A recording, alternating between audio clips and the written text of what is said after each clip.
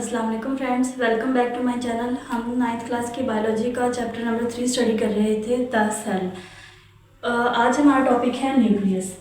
Previous lecture में हमने जो है सेल के बारे में स्टडी किया कि सेल की हिस्ट्री क्या है, सेल डिस्कवर कैसे हुआ।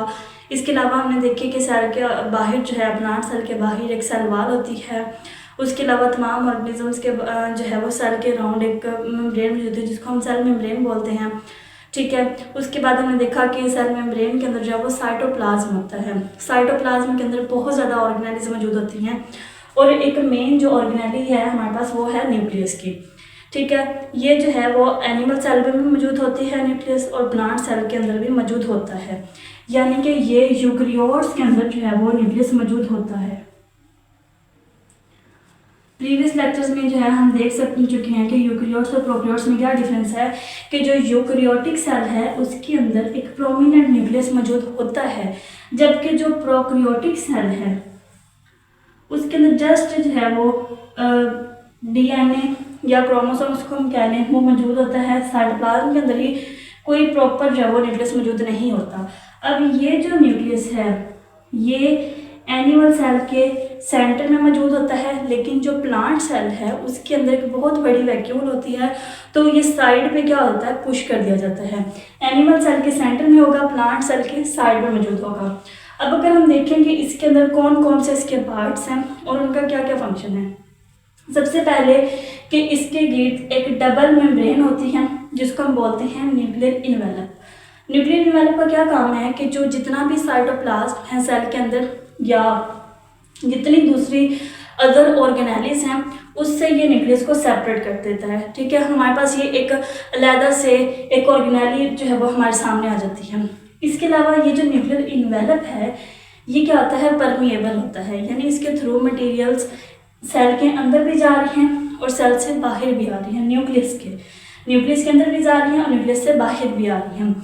इनको क्या कहा जाता है, न्यूक्लियर पोर्स। सबसे पहले इसके बाहर होता है न्यूक्लियर इन्वेलप, उसके अंदर छोटे छोटे सुराख होते हैं जो कि परमिएबिलिटी देते हैं, उनको बोला जाता है nuclear pores.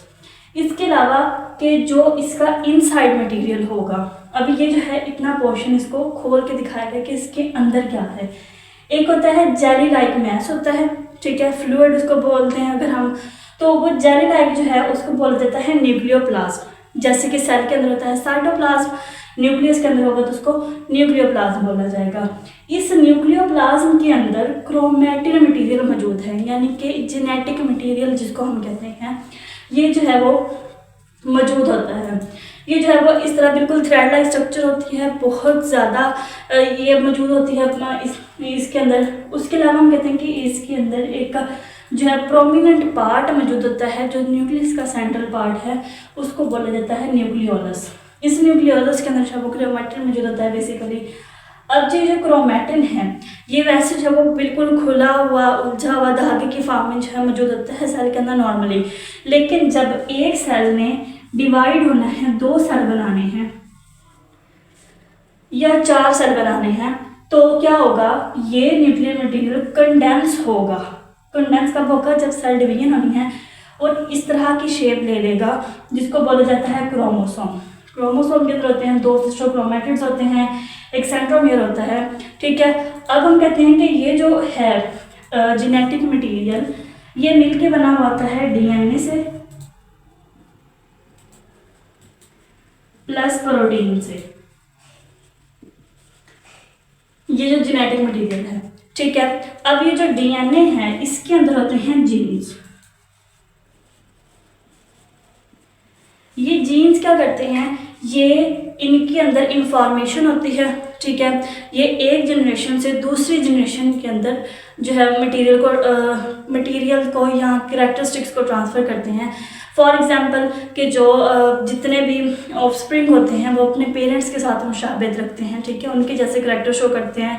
For example hair colour हो गया, आई कलर हो गया, हेरिडिटरी कैरेक्टरिस्टिक्स जो होते हैं, ठीक है, वो किसकी वजह से है, वो इसी क्रोमोसोम इसी डीएनए की वजह से है, जो कि किस में मौजूद है, न्यूक्लियस के अंदर मौजूद है। लेकिन जो प्रोकैरियोट्स हैं उनके अंदर कोई प्रॉपर न्यूक्लियस मौजूद नहीं है, जस्ट जो डीएनए है वो उनके अंदर साइटोप्लाज्म के अंदर ही मौजूद होता है। इस वजह से उनकी जब उतनी कम्प्लेक्सिटी उनके अंदर नहीं पाई जाती।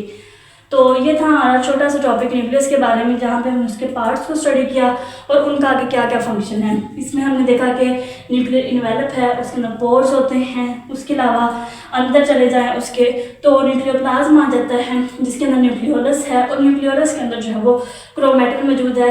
सेल ने डिवाइड होना है तो वो ही क्रोमैटिन कंडेंस होकर क्रोमोसोम बन जाएगा, और वो क्रोमोसोम क्या करेगा, वो एक ऑर्गेनिज्म के कैरेक्टरिस्टिक्स उसकी ऑफस्प्रिंग के अंदर लेके जाएगा।